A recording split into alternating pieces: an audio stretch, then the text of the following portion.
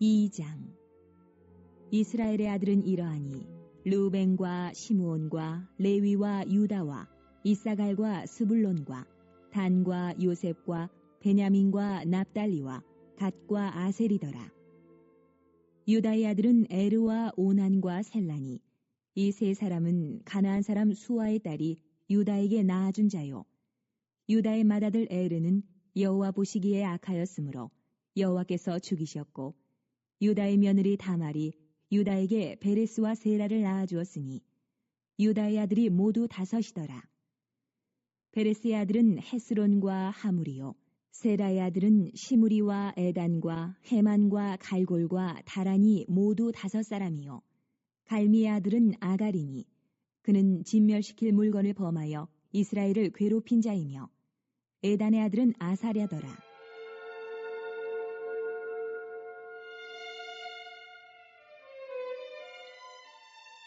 헤스론이 낳은 아들은 여라무엘과 람과 글루베라.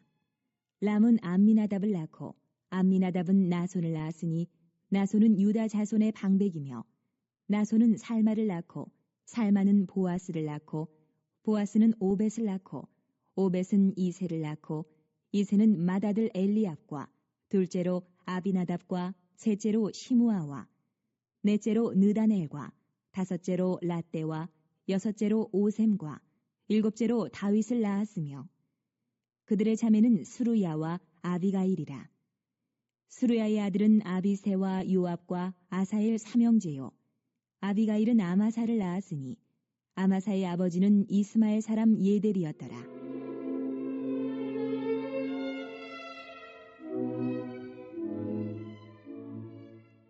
헤스론의 아들 갈렙이 그의 아내 아수바와 여리오덱에서 아들을 낳았으니 그가 낳은 아들들은 예셀과 소밥과 아르돈이며, 아수바가 죽은 후에 갈렙이 또 에브라스에게 장가들었더니 에브라시 그에게 훌을 낳아주었고, 훌은 우리를 낳고 우리는 부살레를 낳았더라.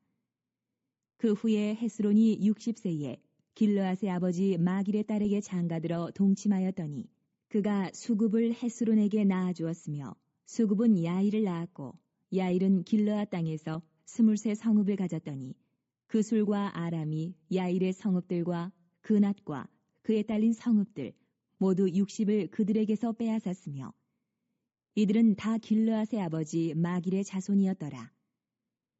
헤스론이 갈렙 에브라다에서 죽은 후에 그의 아내 아비야가 그로 말미암아 아수훌을 낳았으니 아수훌은 드고아의 아버지더라.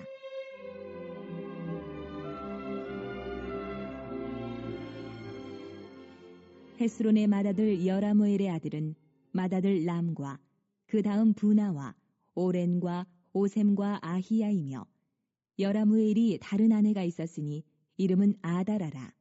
그는 오남의 어머니더라.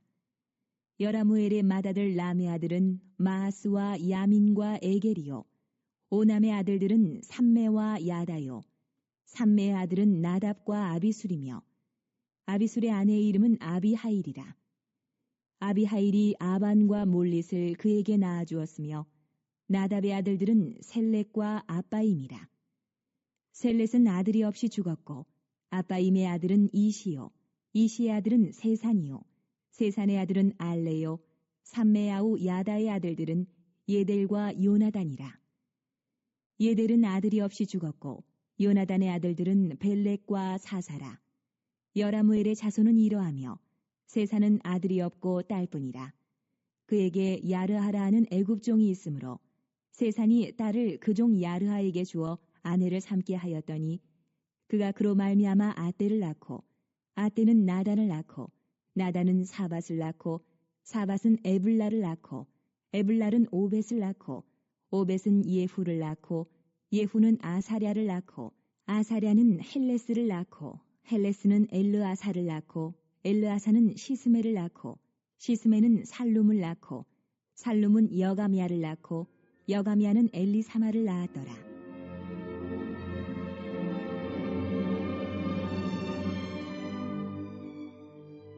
여라무엘의 아들 갈렙의 아들 곧 맏아들은 메사이니 시베의 아버지요, 그 아들은 마레사니 헤브론의 아버지이며, 헤브론의 아들들은 고라와 답부아와 레겜과 세마라. 세마는 라함을 낳았으니 라함은 요르그암의 아버지이며 레겜은 삼매를 낳았고 삼매의 아들은 마온이라. 마온은 베술의 아버지이며 갈렙의 소실 에바는 하란과 모사와 가세스를 낳고 하란은 가세스를 낳았으며 야대의 아들은 레겜과 요단과 게산과 벨렉과 에바와 사압이며 갈렙의 소실 마아가는 세벨과 디르하나를 낳았고 또 맘만나의 아버지 사압을 낳았고 또 막베나와 기브아의 아버지 스와를 낳았으며 갈렙의 딸은 악사더라. 갈렙의 자손 곧 에브라다의 맏아들 훌의 아들은 이러하니 기럇여아림의 아버지 소발과 베들레헴의 아버지 살마와 베가델의 아버지 하렙이라. 기럇여아림의 아버지 소발의 자손은 하로에와 무누옷 사람의 절반이니 기럇여아림 족속들은 이델 종족과 붓 종족과 수마 종족과 미스라 종족이라. 이로 말미암아 소라와 에스다올 두 종족이 나왔으며 살마의 자손들은 베들레헴과 느도바 종족과 아다롯 벳유압과 마나앗 종족의 절반과 소라 종족과 야베스에 살던 서기관 종족 곧 디랏 종족과 시므앗 종족과 수갓 종족이니 이는 다 레갑 가문의 조상 함마색에서 나온 겐 종족이더라.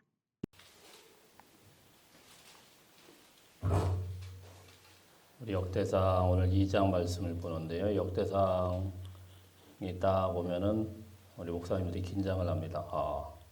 올 게 왔구나.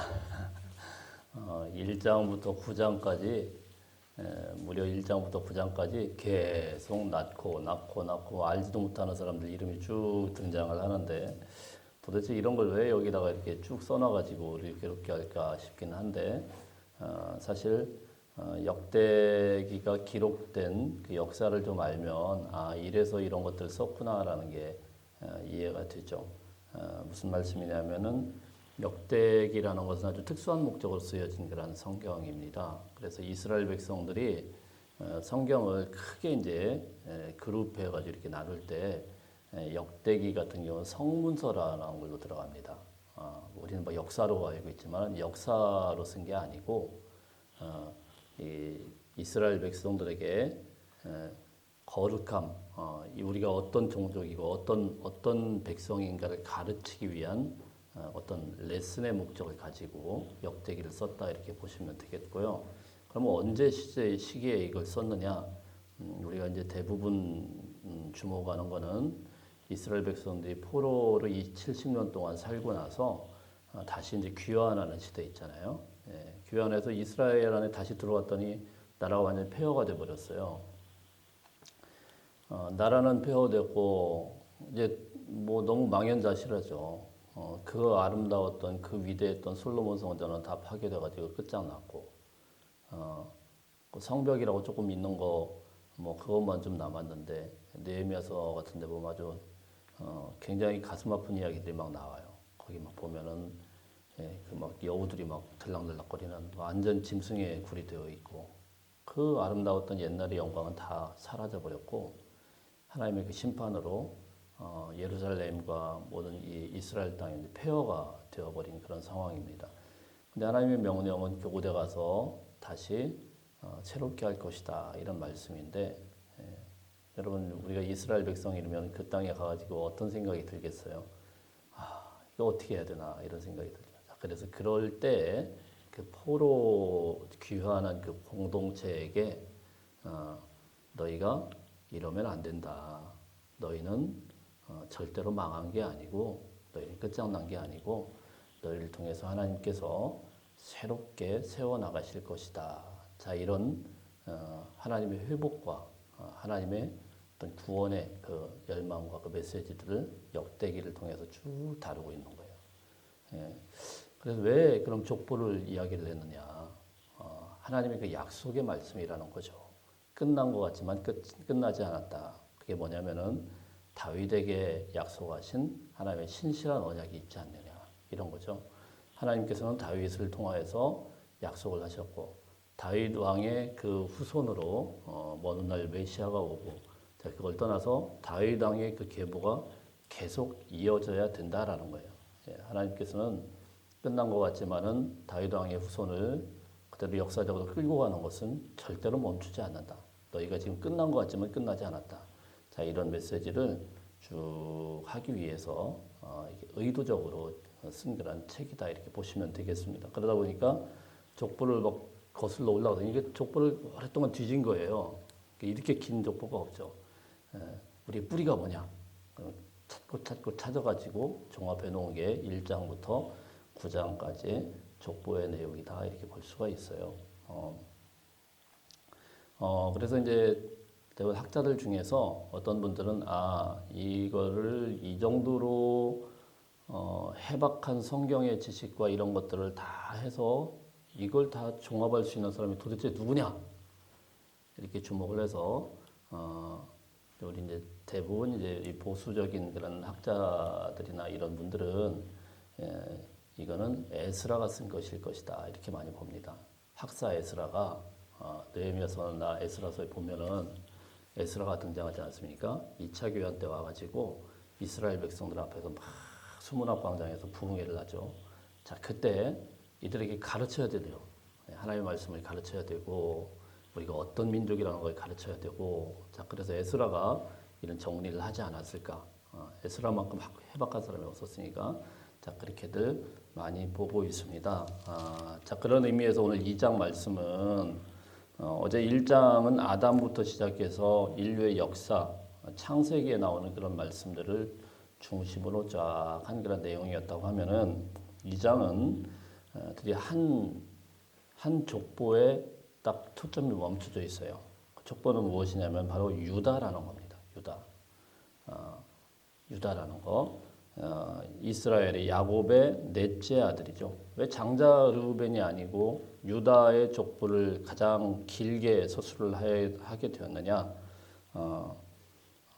그러니까 역대기 전체를 통해서 이들에게 레슨하고 싶은 건 뭐예요? 이 사람은 유다 지파 사람들 아니겠어요? 유대인들이죠. 유대인들이 갔다가 다시 돌아오게 됐는데 우린 다 끝장난 것 같다. 70년 동안 포로 생활을 겪어왔다고 하면 생각을 해보세요. 다 끝난 것 같죠. 완전 나라 끝난 것 같죠. 자, 그런데 그렇지 않다라는 거예요. 다윗 왕조에 대한 신실한 약속이 있고 하나님의 성전 예배가 어떻게 세워졌는가. 예배 중심의 성전 중심의 신앙이 반드시 회복되어야 된다. 이런 메시지를 갖기 위해서 유다에 대해서 집중적으로 쭉 이제 2장부터 말씀을 하고 있습니다. 유다라는 것은 무엇입니까? 유다는 이스라엘의 가장 위대한 왕 다윗을 배출한 지파이기도 하고 하나님의 구원 역사를 이끌어갈 메시아가 오실 통로로서 역할을 한다라는 것입니다. 그래서 2장 말씀은 이 족보는 그냥 우리가 읽을 때는 그냥 족보지만 이스라엘 사람들에게는 굉장히 중요한 메시지가 있죠. 그냥 인물들을 나열하는 게 아니고 절망에 빠진 그런 이스라엘 백성들에게 봐라 유다가 어떤 지파였는지 그리고 다윗에게 약속한 그 약속이 절대로 지금 없어진 게 아니고 너희에게도 계속 지속되고 있지 않냐 이런 희망의 어떤 서곡과 같은 그런 내용이 오늘 2장 말씀이다라고 볼 수가 있습니다. 그래서 2장이 지나서 3장으로 가면 다윗 왕가에 대한 그런 이야기가 쭉 나오고 있습니다. 자, 먼저 2장 1절, 2절부터 한번 읽어볼까요? 시작. 이스라엘의 아들은 이러하니 르우벤과 시몬과 레위와 유다와 이사갈과 스불론과 단과 요셉과 베냐민과 납달리와 갓과 아셀이었더라. 12아들을 쭉 소개를 하고 있어요. 그리고 나서 곧바로 3절에 보면은 유다의 아들은 이렇게 이야기합니다. 다른 사람들 다 생략하고 유다의 아들은 이러면서 아주 긴 이야기가 쭉 나옵니다.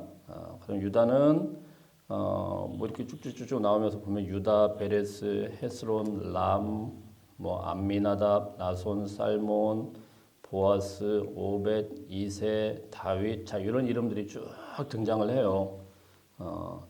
근데 포로 후기에 이제 공동체가 다윗이라는 이 상징적인 인물을 끌어온 거죠. 다윗 왕의 후손 아니냐 우리가. 다윗 왕이 있던 그 위대한 하나님의 사람 다윗 왕을 배출한 그런 민족이 아니냐. 자 이러면서 쭉 이야기를 하는 거죠. 비록 우리는 바벨론 포로를 겪었어요. 하나님의 징계로.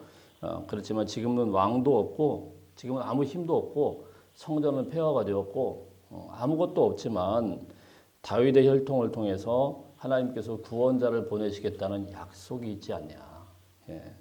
이 약속은 반드시 실행될 것이다. 반드시 이루어질 것이다. 자, 이래서 이 다윗의 계보란 계보를 샅샅이 뒤져가지고 쭉 기록을 한 거예요. 그러니까 이 그냥 쭉 기록된 이 말씀은 그냥 우리에게 볼 때는 그냥 족보이지만 신앙 고백이나 마찬가지죠. 지금 절망처럼 보이지만 우리에게는 아직 하나님에 대한 그런 소망을 놓으면 안 된다. 하나님이 반드시 새롭게 할 것이다. 자, 이런 이제 신앙 고백과 같은 내용이 이 다윗 왕의 유다의 그런 족보입니다. 그런데 오늘 말씀을 보면 또 한 가지 이제 족보의 특징이 하나가 있습니다. 이 왕의 다윗 왕이라는 위대한 왕을 이 계보를 쭉 이야기를 하는 데 있어가지고 물론 마태복음 1장도 똑같은 내용인데 절대로 미화하지도 않고 그냥 사실을 그대로 이야기를 하는데 특별히 부끄러운 역사를 오히려 더 강조를 하고 있습니다. 이건 참 부끄럽다. 우리 조상이지만 참 이거는 부끄럽고 참 오점과 같은 그런 역사다. 이런 이야기를 강조를 하면서 이야기를 해요. 우리 3절 4절 한번 읽어볼까요? 3절 4절 시작. 유다의 아들은 에르와 오난과 셀라니 이 세 사람은 가나안 사람 수아의 딸이 유다에게 낳아준 자요. 유다의 맏아들 에르는 여호와 보시기에 악함으로 여호와께서 죽이시고 유다의 며느리 다말이 유다에게 베레스와 세라를 낳아 주었으니 유다의 아들은 모두 5이더라. 사실 처음 출발부터가 유다의 시작은 그렇게 좀 건전하지가 않죠. 창세기 38장에 보면은 이건 진짜 감추고 싶은 내용 중에 하나일 거예요. 무슨 말씀이냐면은 다 아시겠지만 유다의 며느리 다말에 관한 이야기가 나오죠. 유다는 약속의 혈통을 보존해야 되는 그런 책임이 있는데 이게 끊어질 위기가 된 거예요. 왜 그러냐면 유다의 맏아들 에르가 죽었고 하나님의 악하다라는 그런 평가를 받고 죽었습니다. 그리고 그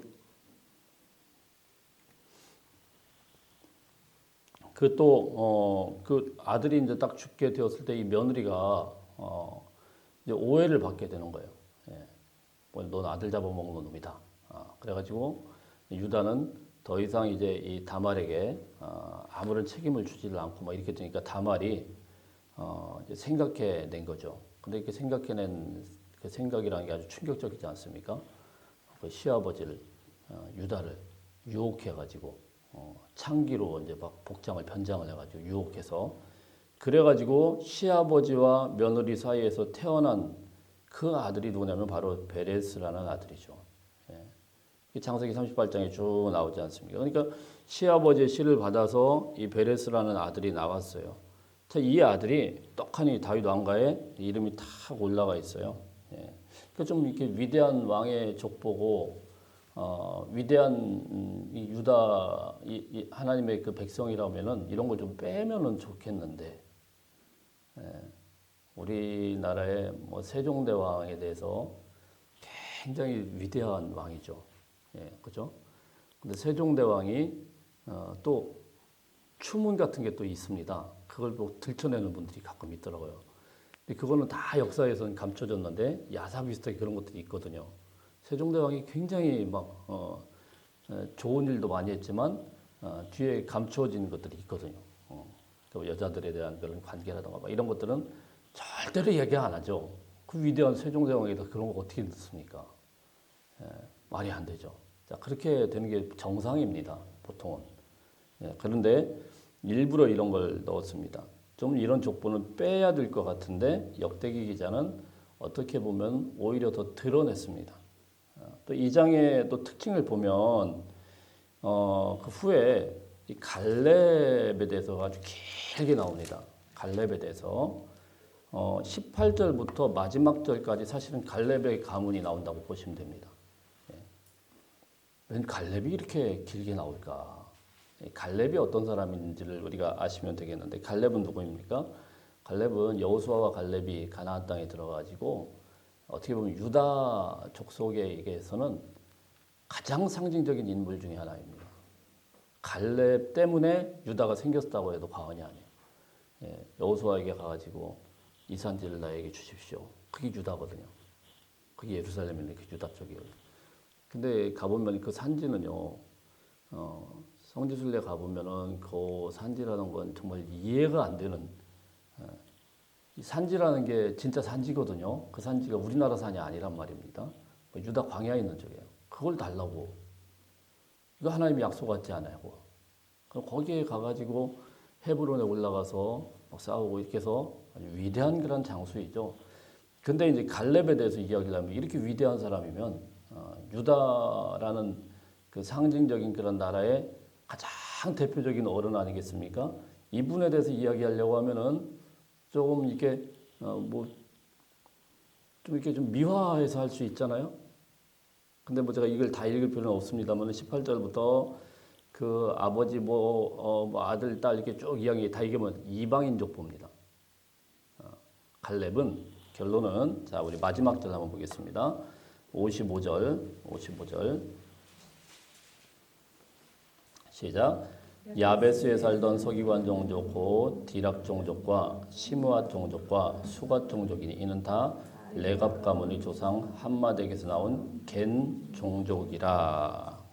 이게 뭐냐면은 이 겐 종족 어디에는 또 민수기 같은 데는 그나스 사람 이렇게 알려져 있습니다. 이게 뭐냐면은 이게 다 이방인들이에요. 이방인. 갈렙은 이 뿌리가 그나스의 혈통이다. 우리가 뭐 이 종족도 잘 모르는데 하여튼 이게 뭐냐면 이 그나스라는 사람이 누구냐면 에서의 장남 엘리바스라는 사람이 있습니다. 그 엘리바사의 아들이 그나스입니다. 이게 무슨 말씀이냐면은 에서의 종족은 뭐예요? 이스라엘에게는 이방인이죠. 예, 이제 뭐 가까운 친척이라고는 하지만 그래도 이방인. 자, 이방인인 갈렙이 유다의 맨 뿌리에 위에 올라가서 있는 거예요. 예. 그러니까 이걸 아주 길게 설명을 했어요. 그러니까 포로기 이후에 백성들에게 왜 이렇게 이스라엘 족보에 뭐 이렇게 좀 들춰내지 말아야 되는 것들을 좀 들춰내니까 뭐 다말에 관한 이야기라든가 갈렙은 결국은 이방인이었다라는 그런 이야기를 한다거나 왜 이런 메시지를 쭉 이야기를 할까요? 이런 이야기죠. 자기들이 지금 망했다고 생각할 때 원인이 있다고 생각할 거 아닙니까? 실패했고 망했고 절망이고 다 끝장난 것 같고 이스라엘 안에 왕도 사라졌어요. 다윗과 솔로몬 왕과 같은 그런 위대한 왕이 뿐만이 아니고 왕이 시드기야가 우리가 바로 열왕기에서 봤지 않습니까? 두 눈이 뽑혀가지고 지금 감옥에 갇혀 있다고 거기서 죽었고 그 왕의 왕자가 다 처형돼서 죽어버렸고 여러분 이런 끔찍한 역사를 지금 겪고 있다고 생각하면 그게 한 70년이 지나갔어요. 너무 뭐 마음이 안 좋죠. 그런데 하나님께서 뭐 예루살렘에 가서 해보자 그랬더니 가보니까 완전 폐허가 돼 있고 뭐 마음이 아니죠. 자 그때 무슨 말씀을 하냐면은 야 봐라 너희 다윗 왕의 계보에서도 이런 오점이 있고 너희가 그렇게 위대하게 생각한 갈렙도 이방인이었고 그런데 그럼에도 불구하고 하나님의 구원 역사는 절대로 쇠퇴되지 않고 절대로 무너지지 않을 것이다. 반드시 일어나게 될 것이다. 자, 이런 메시지들을 실패와 절망 가운데 있는 이스라엘 백성들에게 일부러 알려주는 그런 내용이 족보의 내용이다. 이렇게 볼 수가 있습니다. 우리 2장 7절 말씀만 한 줄만 더 읽어보겠습니다. 7절 시작. 갈미의 아들은 아갈이니 그는 진멸시킬 물건을 범하여 이스라엘을 괴롭힌 자이며. 자 보세요. 다른 사람들은 계속 뭐 이렇게 이름만 나오다가 갑자기 아간도 또 등장을 시킵니다. 아간이 또 어떤 사람이에요? 이 갈미라는 게 갈미라고는 되어 있지만 이 아갈이라고 되어 있는데 이게 아간이거든요. 아간. 여호수아서에 보면 아간은 뭐예요? 하나님의 명령을 따라서 순종을 하여서 진멸시켜라 그랬는데 그 명령을 거부하다가 땅이 갈라져서 다 죽은 어떻게 보면 저주와 같은 이름 아닙니까? 근데 이 사람을 등장을 해요. 무슨 말씀이죠? 자, 아간과 같은 인간이 있었는데 하나님 앞에 심판을 받았지만 자 봐라. 그래도 하나님의 거룩하신 그 계획과 하나님의 그 의도는 절대로 쇠퇴되지 않는다. 이런 말씀을 하고 있는 것이고요. 그래서 또 한 가지는 또 레슨이 있죠. 너희들 하나님의 명령에 따라서 하나님의 말씀에 따라서 100% 순종해야 된다.